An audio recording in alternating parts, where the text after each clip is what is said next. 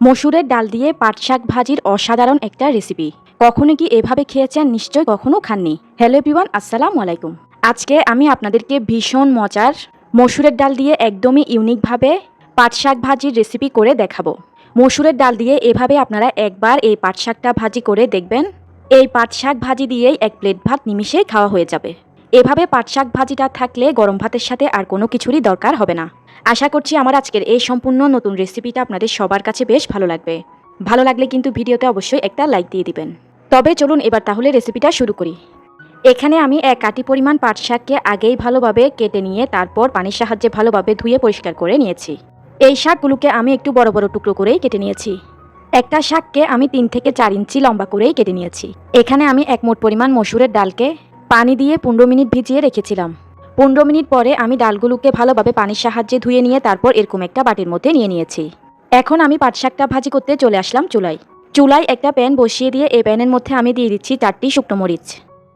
এবারে চুলার আঁচকে medium to low হিটে রেখে এই মরিচগুলোকে আমি এপিটোপিট উল্টিয়ে পাল্টিয়ে ভেজে নিব। ভাজতে ভাজতে কিছুক্ষণের মধ্যেই কিন্তু মরিচগুলোর গায়ে এরকম কালার ধরতে শুরু করবে।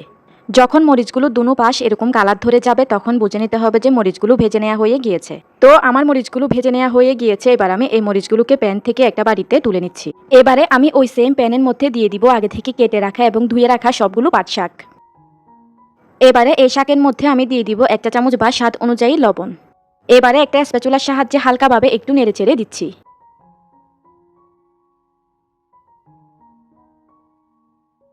নেড়ে চেড়ে দেওয়ার পর এবার আমি এই শাকটাকে একটা ঢাকনা দিয়ে ঢেকে 5 মিনিটের জন্য শাকটাকে এভাবেই রেখে দিব।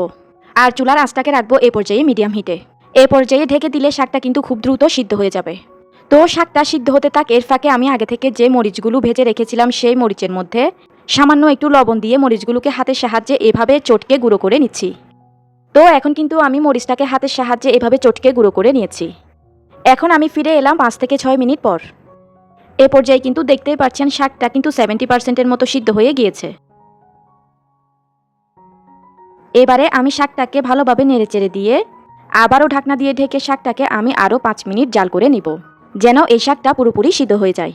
তো এখন আমি ফিরে এলাম আরও 5 থেকে 6 মিনিট পর। এ পর্যায়ে কিন্তু আমার শাকটা পুরোপুরি ভালোভাবে সিদ্ধ হয়ে গিয়েছে। এবারে আমি একটা কাঁটা চামচের সাহায্যে এই শাকগুলোকে এভাবে একটু নেড়েচেড়ে ঝরঝরে করে নিচ্ছি। এই অবস্থায় শাকগুলোকে ঝরঝরে করে নিলে শাকগুলোকে ভেজে নেওয়ার পর এই শাকগুলো একদমই ঝরঝরে থাকবে। যেহেতু এগুলো পাট শাক, এগুলোর মধ্যে কিন্তু একটু পিচ্ছিল ভাব রয়েছে। তবে এভাবে এ পর্যায়ে শাকগুলোকে কাঁটা চামচের সাহায্যে ঝরঝরে করে নিলে শাকগুলোকে ভাজি করে নেওয়ার পর কিন্তু শাকগুলোর মধ্যে কোনো প্রকার পিচ্ছিল ভাব থাকবে না। শাকগুলোকে কাঁটা চামচের সাহায্যে ঝরঝরে করে নেওয়ার পর এবারে আমি একটা চামচের সাহায্যে এই শাকগুলোকে প্যান থেকে তুলে একটা বাটিতে নিয়ে নিব। এবারে আমি ওই সেম প্যানের মধ্যে দিয়ে দিচ্ছি 4 টেবিল চামচ পরিমাণ সরিষার তেল। তবে আপনারা চাইলে এখানে সরিষার তেলের পরিবর্তে সয়াবিন তেলটাও দিতে পারবেন। যে কোনো ভাজিতেই কিন্তু তেলের পরিমাণটা একটু বেশি দিলেই কিন্তু ভাজিটা খেতে বেশি টেস্টি হয়। এবারে তেলটা গরম হয়ে গেলে এই তেলের মধ্যে আমি প্রথমেই দিয়ে দিব আগে থেকে ধুয়ে রাখা সবগুলো মসুরের ডাল। আজকে আমি এখানে 1 মুঠ পরিমাণ মসুরের ডাল নিয়েছি। এখন আমি এই মসুরের ডালটাকে নেড়েচেড়ে এই তেলের মধ্যে ভালোভাবে লালচে কালার করে ভেজে নিব।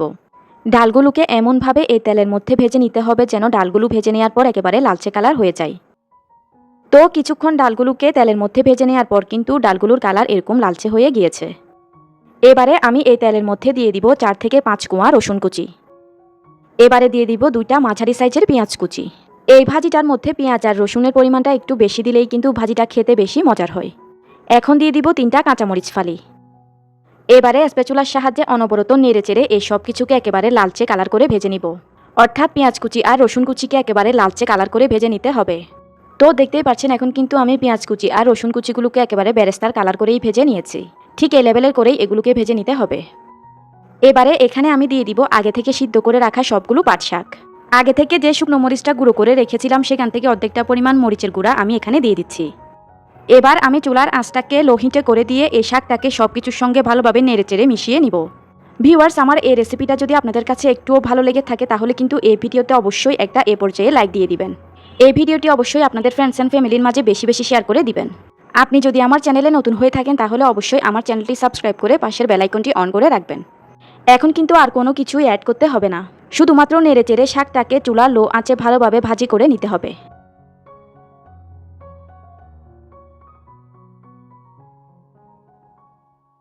তো আমি শাকটাকে আরও প্রায় 5 থেকে 6 মিনিটের মতো ভালোভাবে নেড়েচেড়ে চুলা লো আঁচে রেখে শাকটাকে সুন্দর করে ভাজি করে নিয়েছি। দেখতেই পাচ্ছেন এখন কিন্তু আমার এই শাকটা একেবারে ঝরঝরে তৈরি হয়েছে। এখন কিন্তু আমার শাকটা পারফেক্টভাবে ভাজি করা হয়ে গিয়েছে। এবারে আমি চুলাটা বন্ধ করে দিয়ে এই শাকটাকে একটা প্লেটে তুলে নিব। এই পাট শাক ভাজিটা কতটা ঝরঝরে আর কতটা পারফেক্ট হয়েছে আপনারা দেখে নিশ্চয়ই বুঝতে পারছেন।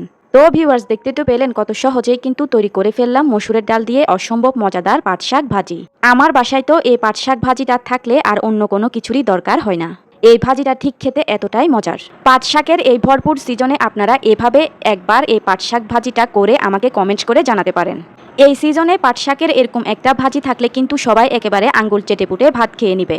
আশা করছি রেসিপিটা আপনাদের সবার কাছে বেশ ভালো লেগেছে আর বেশ ইউনিক লেগেছে। ভালো লেগে থাকলে কিন্তু এই ভিডিওতে অবশ্যই একটা লাইক দিয়ে দিবেন। এতক্ষণ সঙ্গে থাকার জন্য সবাইকে অসংখ্য ধন্যবাদ জানিয়ে আমি তাহলে আজকের মতো এখানেই বিদায় নিয়ে নিচ্ছি। আল্লাহ হাফেজ।